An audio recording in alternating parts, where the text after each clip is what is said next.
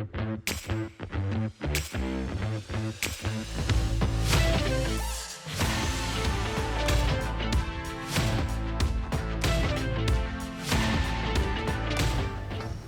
Ken, I'm Talia Masiri, editor of Real Deals, and great to have you here today in Cannes with me. Pretty amazing place to be. Indeed it is. So Ken, perhaps you could give us a quick introduction to yourself and your role at KKR, and more specifically looking at KKR Global Impact. So I am the co-head of our Global Impact strategy. It's a strategy that focuses on using a private equity model to help build and scale companies that are solving some of our world's most pressing problems, particularly associated with the United Nations Sustainable Development Goals. I also have responsibility of overseeing sustainability and equity and ESG across KKR.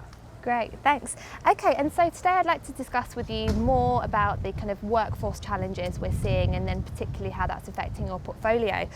So is there a central issue or combination of issues that is causing workforce challenges today? I think the workforce challenges that the whole world faces are the basis of fundamentally three underlying challenges. The first is demographics. Think about the world we live in today. The retirement of our parents' generation, the baby boomers, means there are fewer workers to fill jobs. In Germany, for example, there are 350,000 people net leaving the workforce every single year. Wow. The second broad challenge is technological, what some people call the fourth industrial revolution. And that means that people are going to constantly be retrained both for what they do, and many jobs are going to be disrupted or even removed because of technology. So people are going to need to be trained throughout their lives. And the third big challenge, some people have called the Great Resignation. Yeah. It's more of a consciousness challenge. And that is people are in an unprecedented way disengaged from the workforce and their particular workplace. Sure. So bearing these challenges in mind, how can investors work to create a more sustainable workforce? I think investors can invest in the future of work and a more sustainable workforce by two strategies. First is where we invest. At KKR, we've invested $3.5 billion in the last 12 years in companies where the company's core business was, for example, providing vocational training, as we do in Spain through a company called Master D.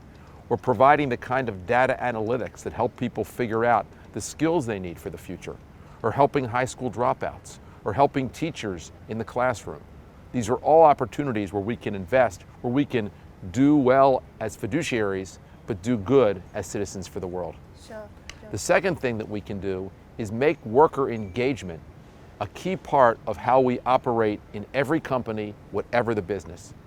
The reality is, if you think about it, the private equity industry was built around the idea of alignment.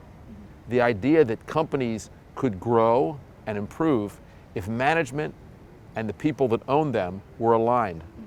Well, imagine what a company could do if everyone in the workplace, not just the management, but every worker were aligned in terms of financial performance, in terms of ideas to how to improve the company.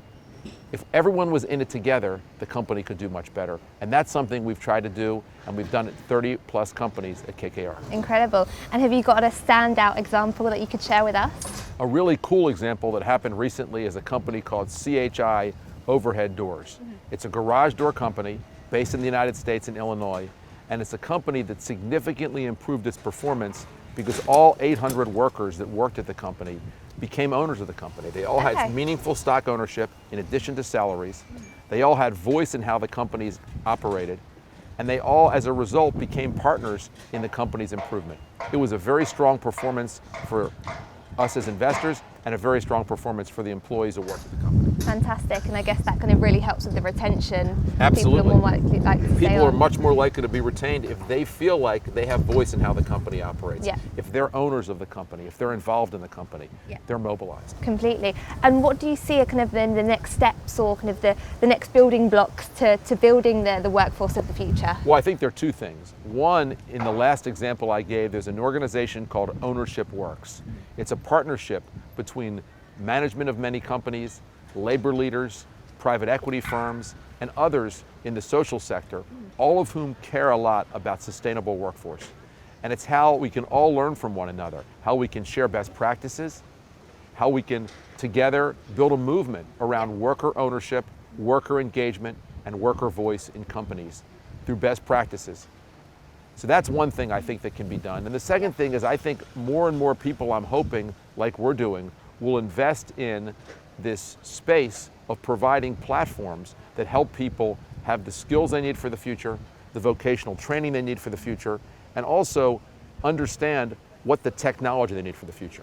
Imagine a world in the future where everyone has the equivalent of a Waze app for what they want to do for their job. Imagine every employer having that same Waze app so that they know how they can upskill their workforce. That exists today. It exists through companies like Lightcast, a company we are invested in that focuses on using data and analytics to figure out what are the skills people are going to need for the future and how to provide those skills both in the workplace and also in universities. Incredible, incredible. Exciting times ahead, and hopefully we'll be tackling these challenges sooner rather than later. Absolutely. Ken, really great to speak to you Thanks today. a lot. Thank you. Thank you.